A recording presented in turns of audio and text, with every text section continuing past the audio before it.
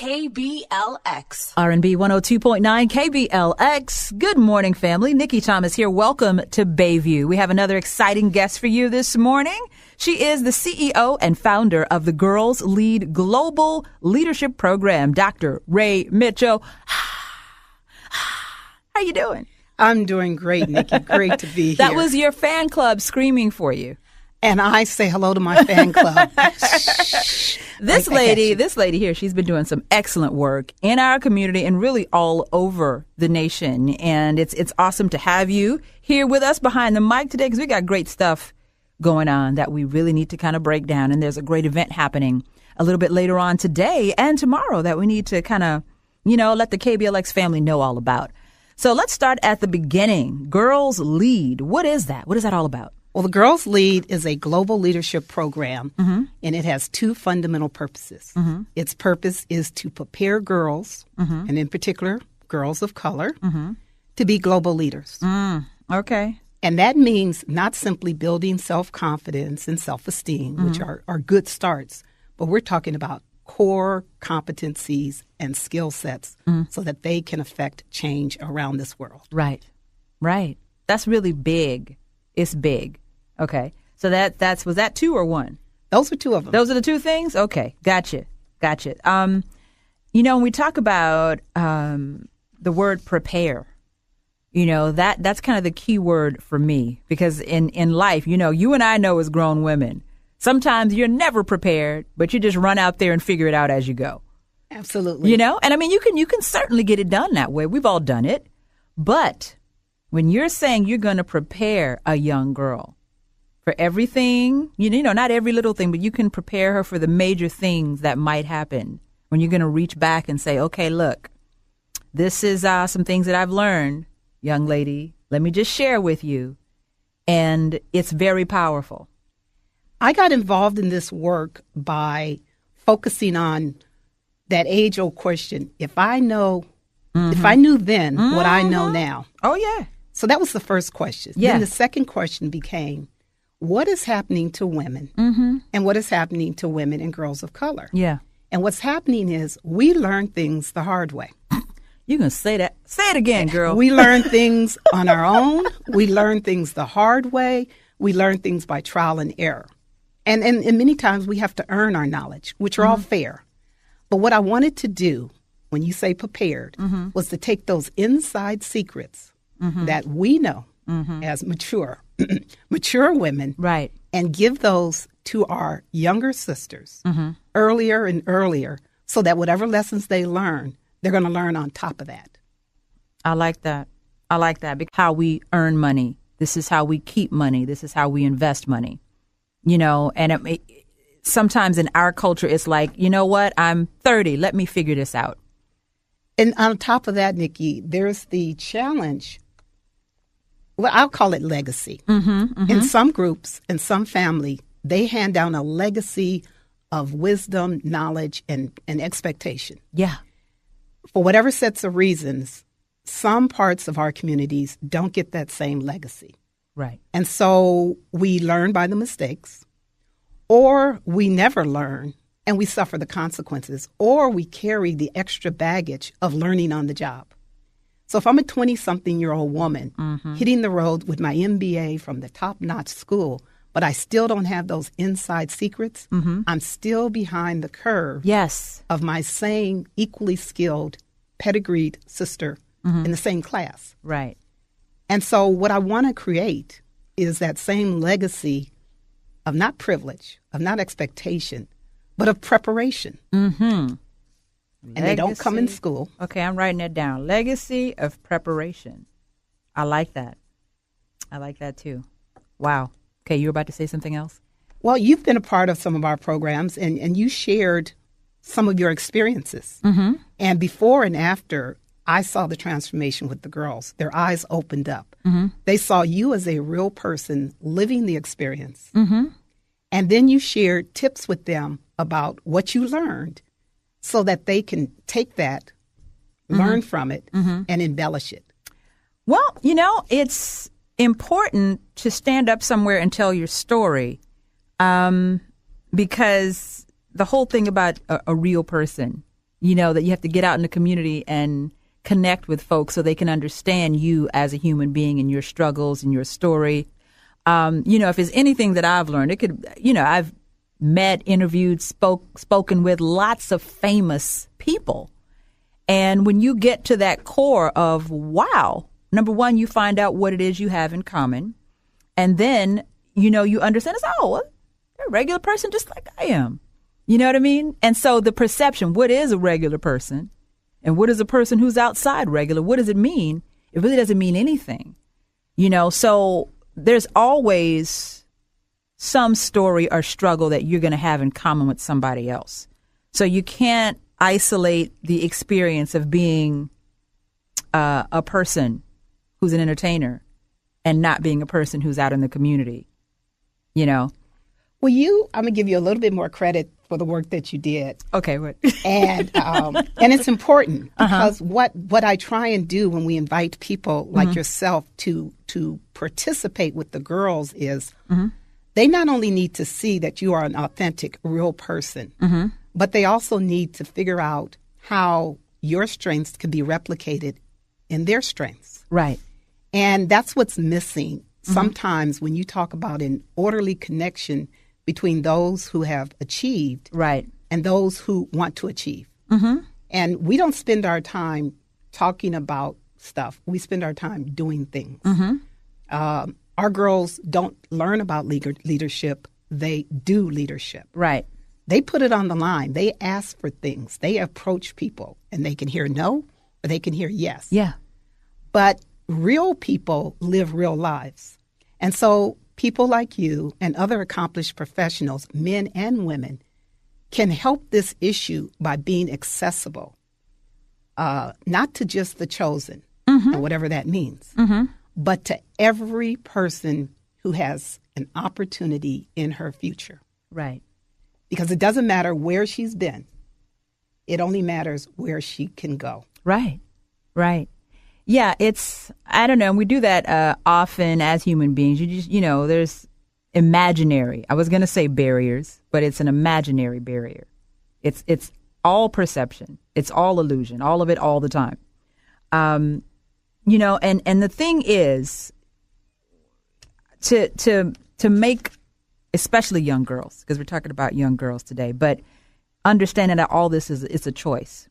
When you say, I want to achieve something and I'm going to do this, that's a very simple choice. Now, the work is not simple, but the choice is very simple.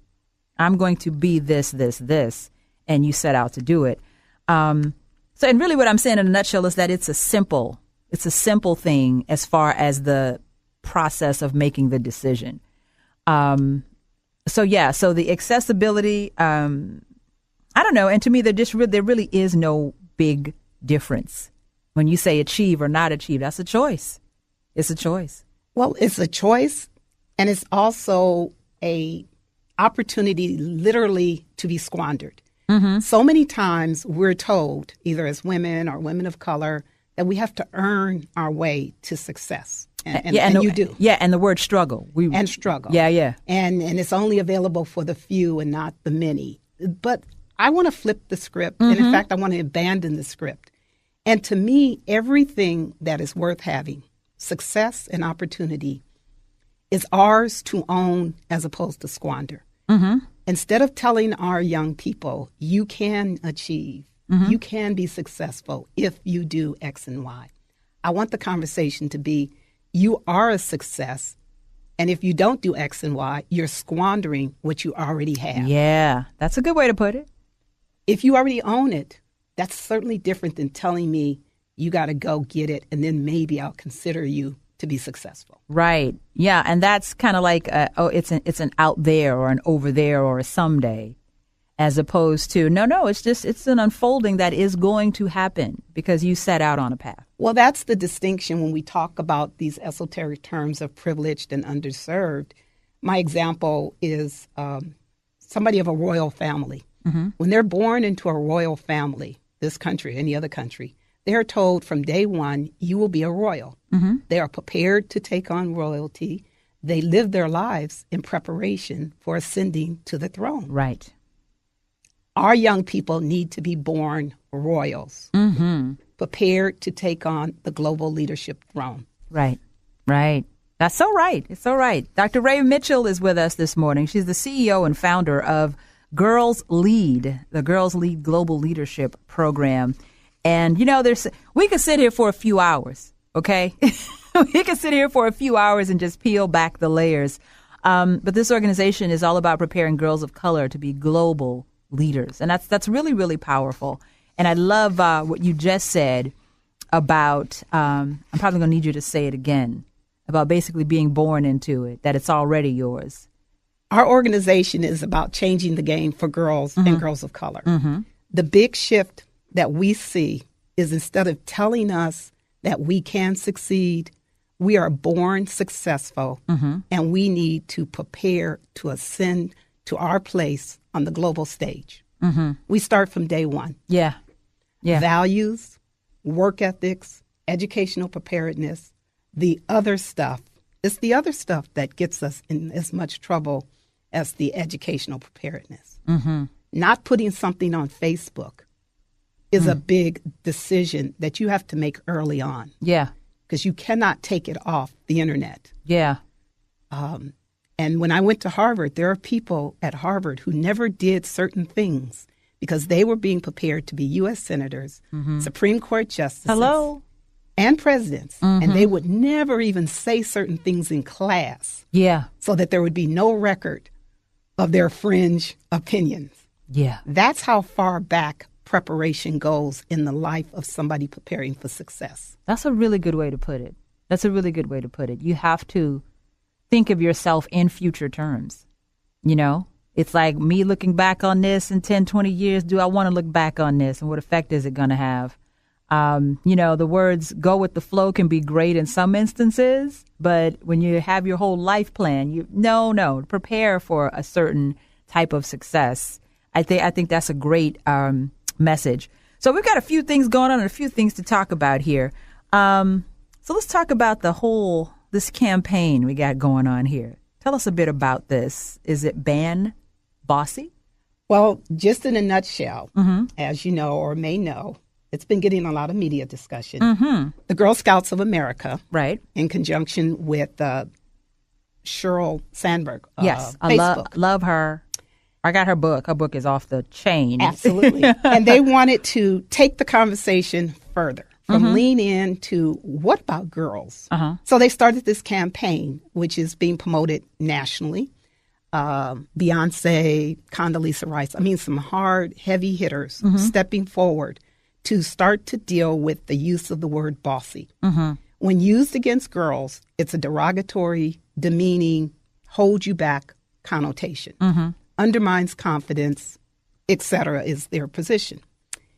It's drawn a lot of conversation in a lot of circles. One says you can't eliminate a word. It's just a word. That's a summary. Right. The other says it's a feminist movement, and I don't mind being called bossy because I'm the boss. Right. And, of course, that's a general conversation.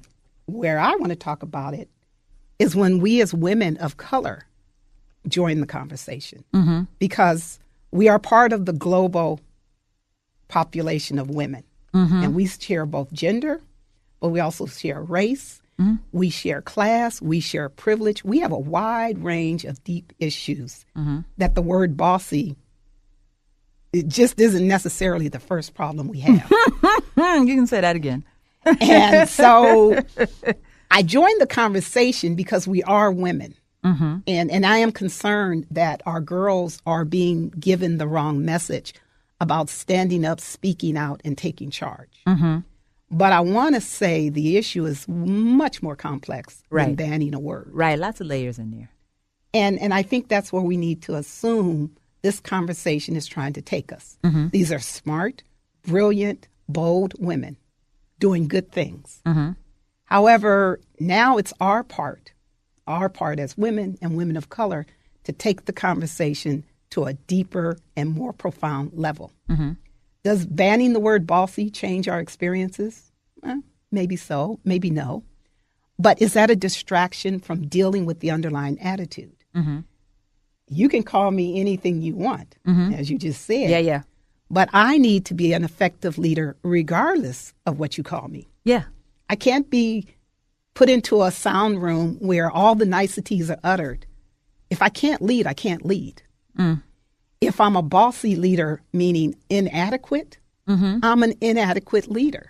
Right. And not calling me inadequate doesn't do me a service. So I think we got to peel back what's going on with the campaign and say, how do we take it forward? Yeah. How do we use it to do new launch points for our women and girls?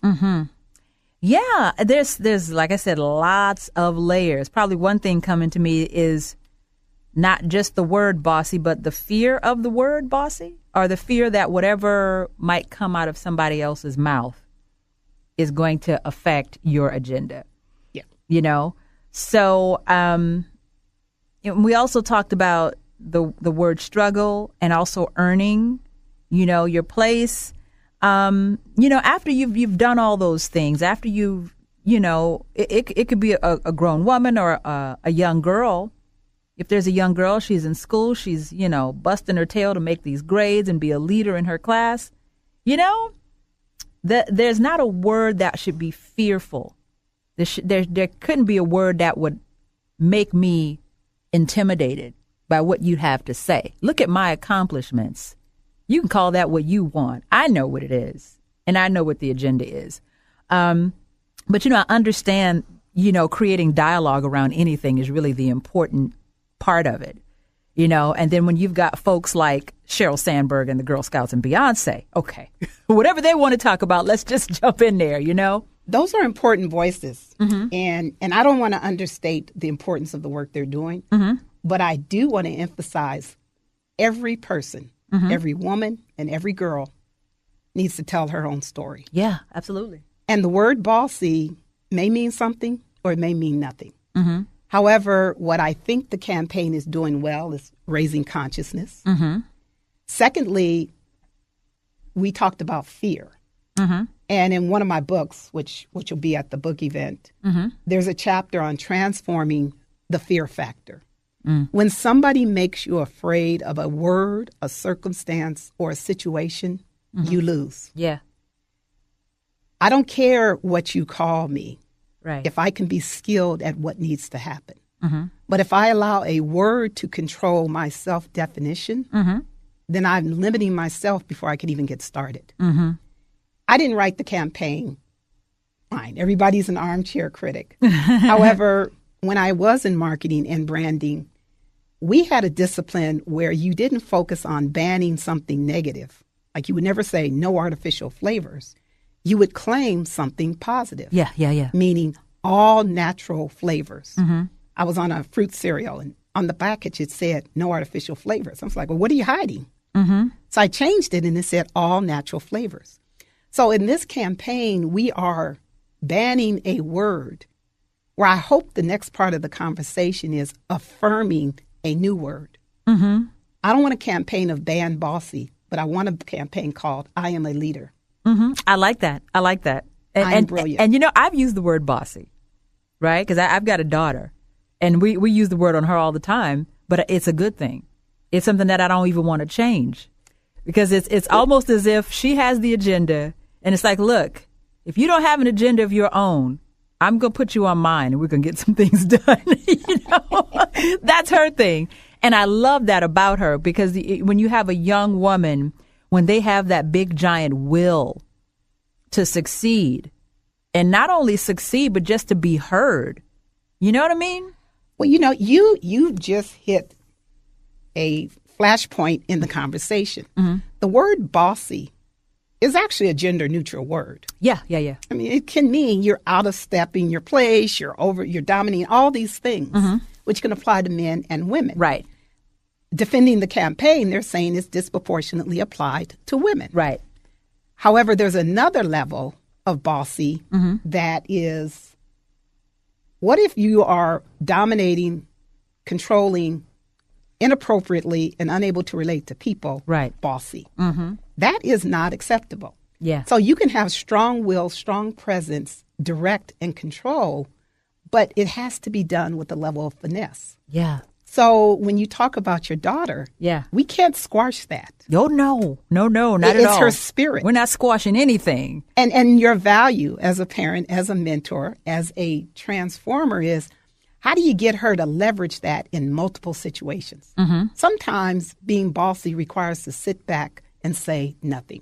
The most powerful position in a room is not necessarily the first person to speak. And in fact, you can control an entire conversation by dropping one little flashpoint and watch everybody disintegrate. And so when we teach our girls to react to a word, we limit their flexibility. Right. If I'm a global leader and I'm in a room full of men, which is not unlikely, Right. I can't sit up there and worry about whether you're concerned about my pantsuit and whether I'm appearing bossy. I've got to have a leadership style Yeah. that adjusts even for the most hostile environment. Ooh, I like the word adjust. I like that. Because, you know, there's, I don't know, you were describing something a second ago, and I was like, ooh, she's talking about charm and charisma. You know, you can get so many things done. You know what I mean? There's so many styles of, I guess that's what I'm trying to say. There's so many styles of being bossy. You know what I mean? That you can, you know, make these big achievements because you are so strong in, you know, your own personal goals. If you study leaders, male and females, women who lead, men who lead, you will find they have strong, dominant personalities. That's sort of part of the game. Right. They have controlling, fill-the-room presence. But what they're able to do is to exert that presence without making you feel defeated. Yeah. It's the masterful skill of people like President Obama. Yes, he was the first person that popped into my head when we started talking about this. Michelle Obama. Yeah, very charming. Charm you to the point of like, okay. That's a good idea. Whatever you said, it's a good idea. and you don't feel defeated, even if they completely tore down your idea. Hillary Clinton, powerful woman, powerful presence. But she has an ability, when she chooses, to win you to her position, whether you acquiesce or not. And so this word bossy, when used in a general flash it out there, is dangerous because we don't want to dampen flexibility, leadership, and adaptability by eliminating a word that may very well be necessary. Okay. But I do want to have people eliminate the attitude that the behavior described to men when applied to women is different. That's just straight up gender stereotyping. Yeah, absolutely. Absolutely. We're speaking to Dr. Raye Mitchell, CEO and founder of Girls Lead. And we did tell you about a fabulous event that's happening this weekend. And it's early in the morning. We're talking to all the smart people. Smart people wake up early in the morning and make their agenda for the day or for the weekend. So we're catching a lot of great folks at a really good time. So let's talk about what's happening today and why we should be a part of it. Well, first of all, today we are doing a book signing and a Meet the Public event. It's at the Barnes & Noble bookstore in Walnut Creek, California. We start at 11 a.m. We go until 3 p.m. We have some girls that are not bossy, but they're leaders. And this particular group of girls you have to meet. On their own, they developed a program called Girls Lead Forward.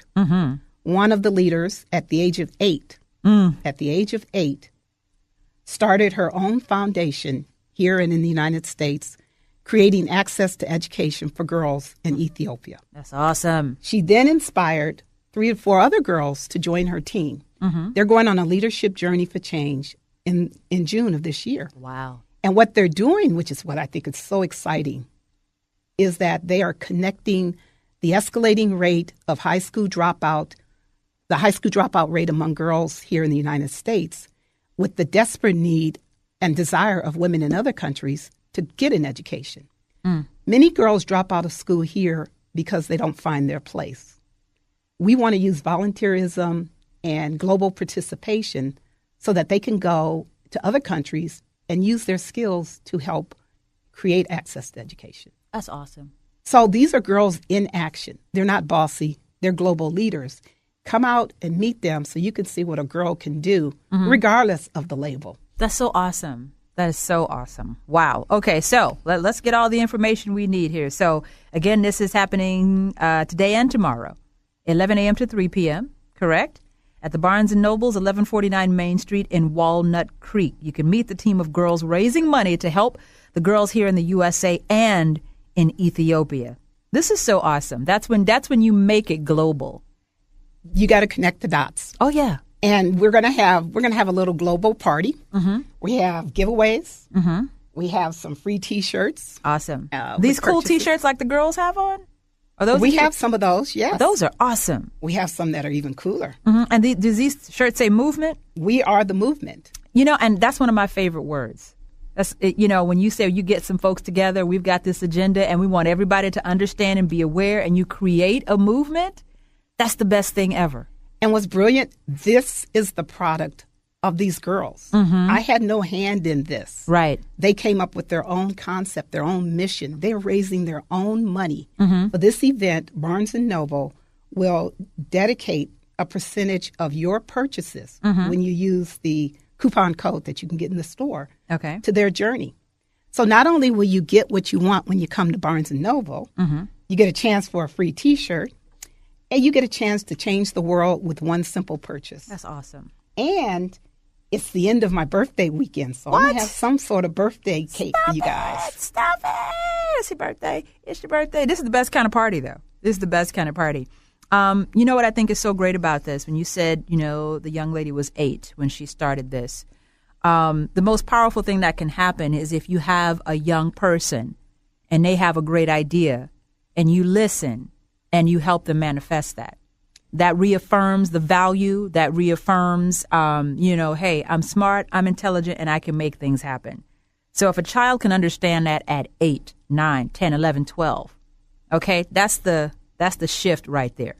And Helen, her name is Helen Kassa. She's a beautiful young lady, too. She's beautiful. She's my little charm. We met with the ambassador of Ethiopia in a private dinner, and he said, she's a mini Dr. Raye. And I said, I would take that as a compliment. That's a compliment, honey. That's a compliment. Making things happen now. And he dubbed us the dynamic duo. But Helen and her young girls, Vanessa Smith and Jasmine Jones and Sophie Dahl, these girls have tremendous courage to put their name behind something they're committed to and to ask the public to support them. Right. Not even grown people have that much audacity of commitment. Well, and back to the word movement.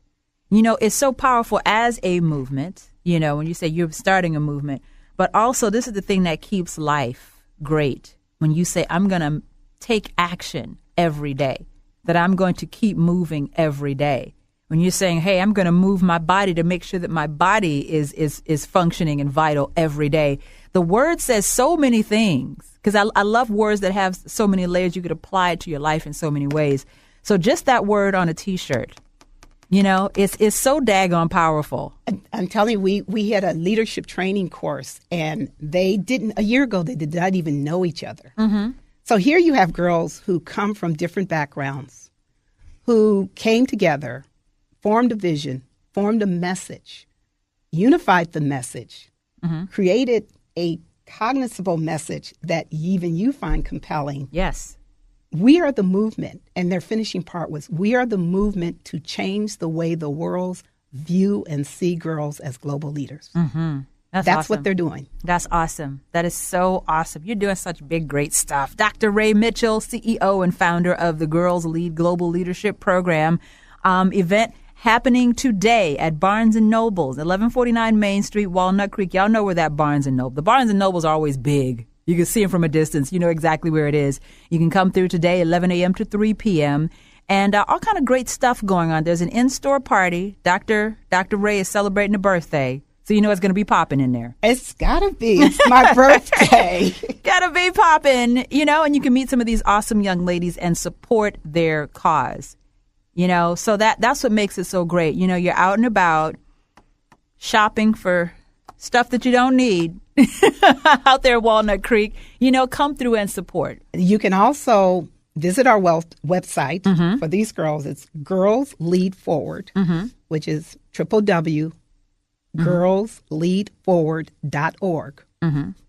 There is an online coupon code where if you can't make it to the store, if you use the code during the weekend, every purchase will come back to help this program, these girls, and change literally somebody's life here in another country called Ethiopia. That's awesome. That is so awesome. Dr. Raye Mitchell from Girls Lead. You can go to girlsleadforward.org for more information about the event that's happening today and tomorrow at the Barnes & Noble in Walnut Creek. Time flies when you're having fun. Is there anything else you wanted to let us know about before we wrapped up today? Oh, we have cake. Oh, cake is always a good thing. So we will see you a little bit later on today and tomorrow. Come through, support, bring some folks with you and support, and really make it a party so we can celebrate Dr. Raye's birthday and all this great stuff going on with our girls, creating leaders, global leaders. Well, it's a wonderful thing to just have everything. You're a leader and you're just all beautiful and radiant and everything. And we're so proud of the work that you're doing here in our community. The girls matter. Yes, they do. Absolutely. Dr. Raye Mitchell, I'm Nikki Thomas. Thank you for joining us, family. This is Bayview. R&B 102.9 KBLX.